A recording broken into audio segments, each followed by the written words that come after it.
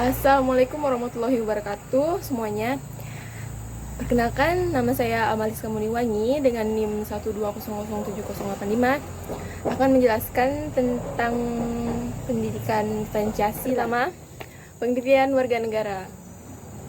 Pengertian warga negara menurut pasal 26 ayat 1 Undang-Undang Dasar 1945, warga negara adalah orang-orang bangsa Indonesia dan orang-orang bangsa lain yang disahkan oleh undang-undang sebagai warga negara. Orang-orang bangsa lain maksudnya adalah contohnya nih, peranakan Belanda, Tionghoa, Arab yang bertempat tinggal di Indonesia, mengakui Indonesia sebagai tanah airnya, bersikap setia kepada NKRI. Yang kedua adalah pengertian hak dan kewajiban. Menurut Undang-Undang 39 1999 tentang HAM, HAM adalah seperangkat hak yang melekat pada hakikat dan keberadaan manusia sebagai makhluk Tuhan Yang Maha Esa dan merupakan anugerahnya yang wajib dihormati, dijunjung tinggi dan dilindungi oleh negara, hukum dan pemerintahan, dan setiap orang demi kehormatan serta perlindungan harkat dan martabat manusia. Perkembangan HAM di Indonesia.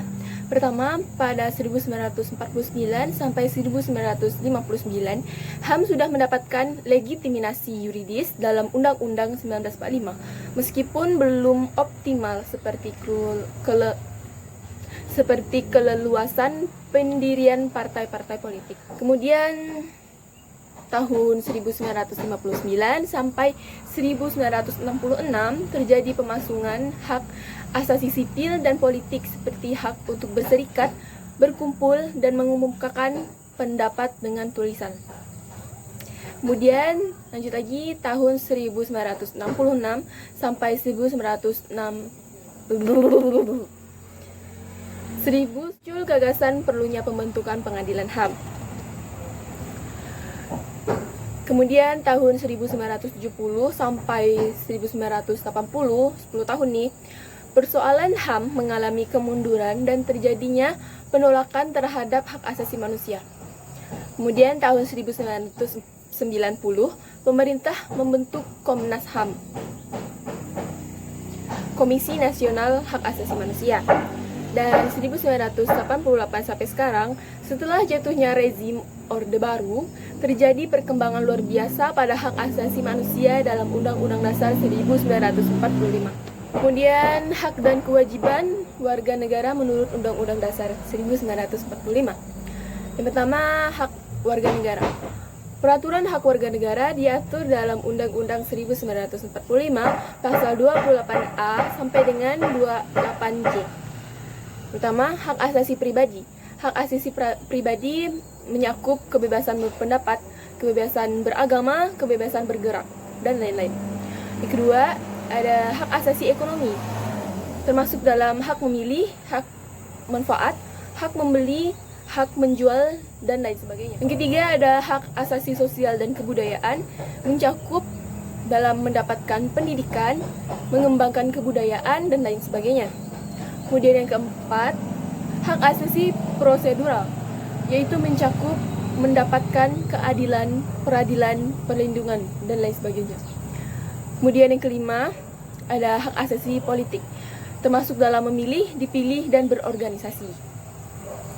Yang keenam, kemudian hak asasi dalam perlakuan yang sama. Dalam perlakuan yang sama ini dalam hukum, pemerintahan, dan lain sebagainya, yaitu tidak adanya diskriminasi antar warga negara.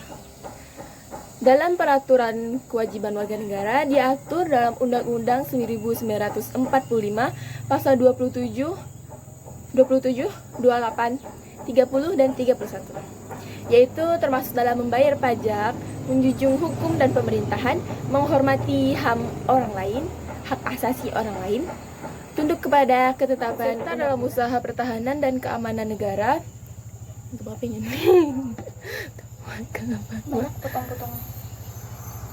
Yang keenam, melaksanakan sistem pertahanan dan keamanan rakyat semesta. Yang ketujuh, mengikuti pendidikan dasar. Yang kedelapan, taat kepada negara. Terima kasih sudah menonton. Salam apa no? Pokoknya salam sejahtera untuk kita semua. Salam anak maba.